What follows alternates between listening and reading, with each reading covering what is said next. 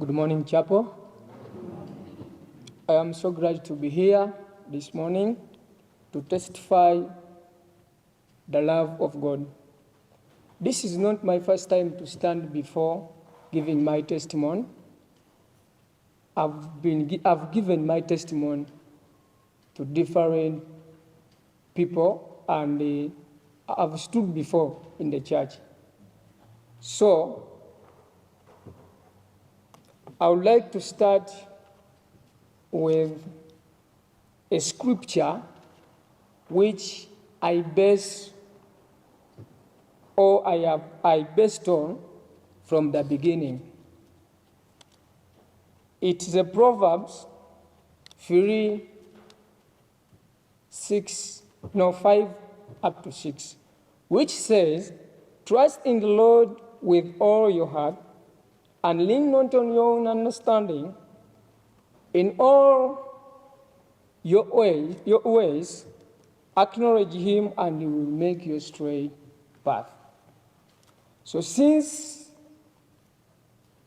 some time back, I was not a Christian, because in our family background, when you go to our home place, you'll find that we still have that small house. Always you Bagandas, they know it, which is not necessary for me, and I don't take it as a serious matter. And since I don't go there, so I don't want to know. I don't bother about them. But it has helped me really in my life. I really understand, and I believe that Jesus Christ has changed me. And Jesus Christ is the only love and hope. So I would like to ask you,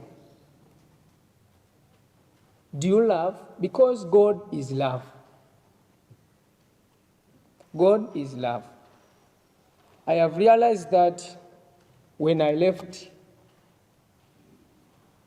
my street life, then I came to know about Jesus. My name, I'm Ssebaganda Ronald, Ugandan by birth. My village from Ruwero, Karule Bombo.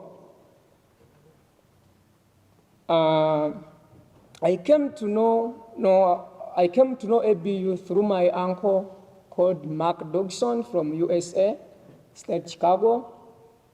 I didn't know about ABU for the many years I've been in Kampala, and since I know a lot of places around Kampala, but I didn't know about this university. After finishing my Form 6, I thought that I would go to Geita, Makerere, KIU, Chambogo, because those are the applicants. Right? Then, Lord had a plan for me, and that plan was to be here. I came to know that the day I received an email from my uncle that you should contact this university, because I was like, this is the university I may trust to have you. Because at first, in the previous conversation, he was telling me that the world needs you young people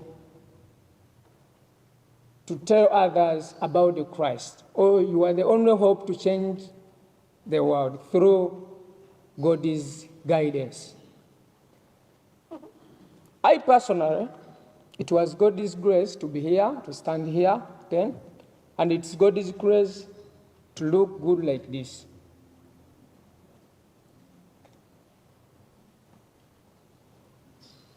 Currently, I run a local organization. I focus on skilling girl children by providing skills through discovering women or girls' abilities through skills. I believe women can do something better in this world and I appreciate that. I respect them because it was a woman to be here. So I met a woman during my time when I was on the street, I was around 12, 11, I think, because I joined the street when I was still young. I met this woman from USA, South Bend, called Amanda Jones, a good Samaritan to me.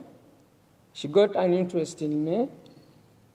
She healed my wounds, which I had during that time.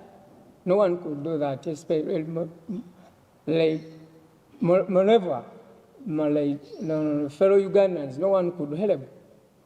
But someone from, so I appreciate that. But it was God's grace.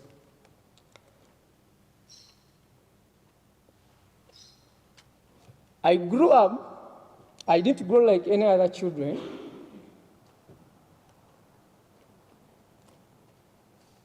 Life wasn't so good.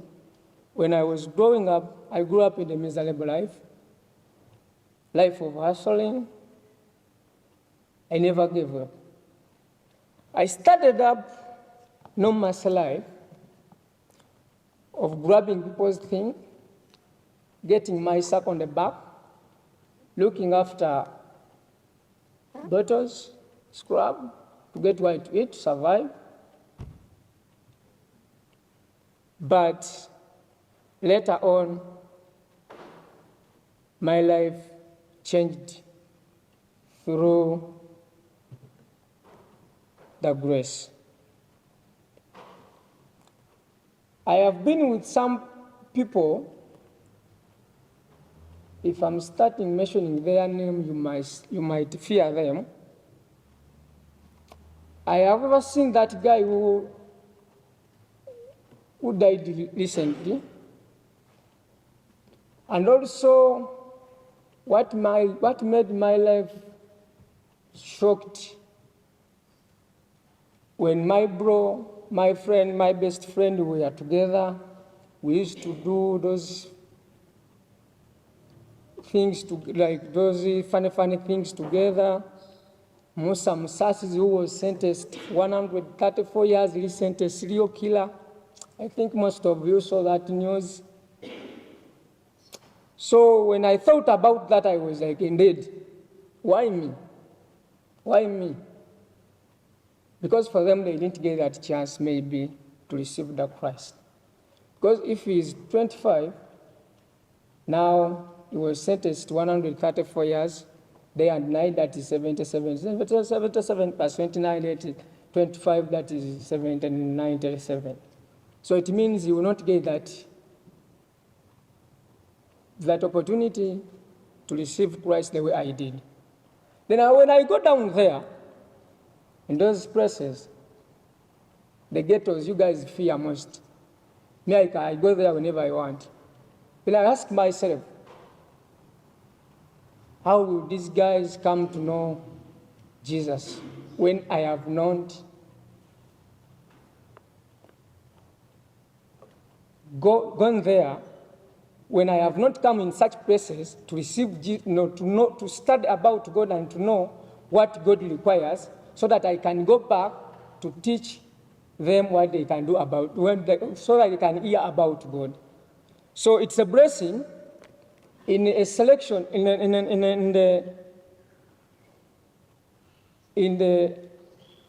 a crowd of more than 1,000 people, but it's only me who have come out to go back and witness the Christ.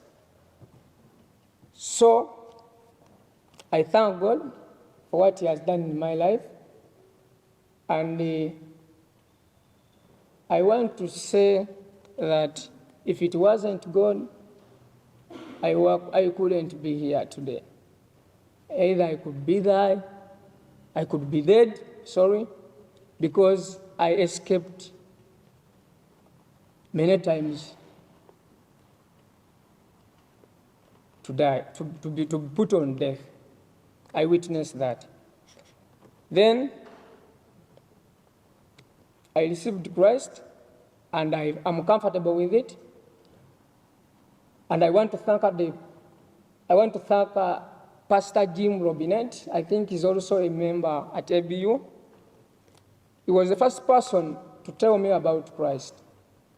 But unfortunately, I don't know. It has been a long time. But I was so surprised that he has a program on ABU radio. He always deliver on Sunday. So I'm so happy for that. But he showed me the love of God, and I love that. However, I didn't take it as a serious matter, but later on, I came to know that Jesus is the only way. Then later on, 3 years later, I received Christ. Then I became a pure born again. Up to now, I never turned back. Then, through Jesus Christ, I stand firmly, and I have become a gentleman. And I have now become a person who has a vision, and who knows that how everything should be done in my community. Because you find that some people are there, but they always want to inquire from me to know what is next. And I'm so happy for that, because if it wasn't Christ, they couldn't see me, and you also couldn't see me. So thank you so much for listening to me. May God bless you.